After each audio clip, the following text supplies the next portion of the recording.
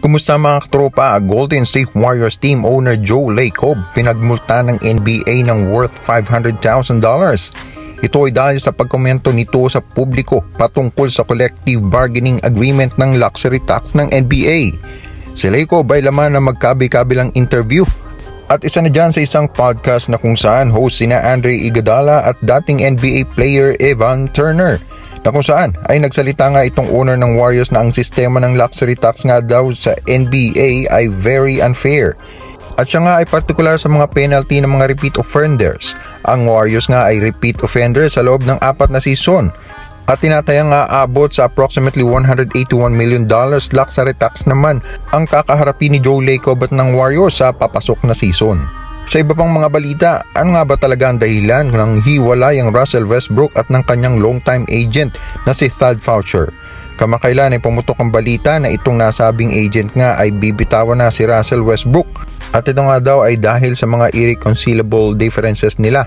Bilang isang agent, sila ang nakikipag-usap behind the scenes para sa kung ano ang maganda para sa kanilang mga minamanage na players. At ayon nga kay Foucher na alam niya ang makabubuti para kay Westbrook. Ayon kay Foucher na sinabihan niya itong si Westbrook na mas makakabuti na manatili na lang siya sa Lakers at makipagtulungan kay Coach Darvin Ham.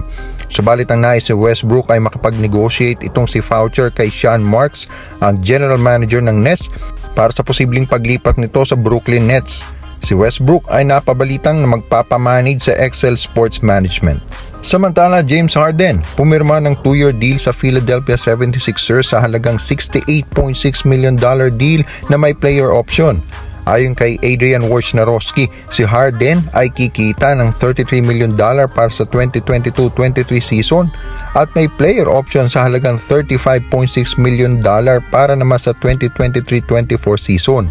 Ang former MVP player ay hindi na kasing tulad noong mga panahon noong siya ay nasa Houston Rockets pa. Pero impresibo pa rin ang kanyang mga performances na nag-a-average ng 22 points, 7.7 rebounds at 10.3 assists per game. Pero bago ang deal ay napabalitang willing na magsakripisyo si Harden, kahit pa na ang makukuha niya lang ay ang matitira na lang sa mga players na kukunin para mapa-improve ang kanilang roster. Sa isang interview nga sa kanya ng Yahoo Sports, inamin ni James Harden na ngayon nga daw ang focus niya ay ang manalo. At sinabi niya nga daw kay Daryl Morey, ang general manager ng Sixers, na kunin na ang mga players para mapa-improve ang roster.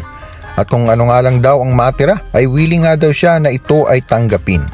Sa mga katropa natin dyan na bago pa lang sa ating channel, please don't forget to like and subscribe at mag-comment sa inyong mga masasabi. Maraming salamat po.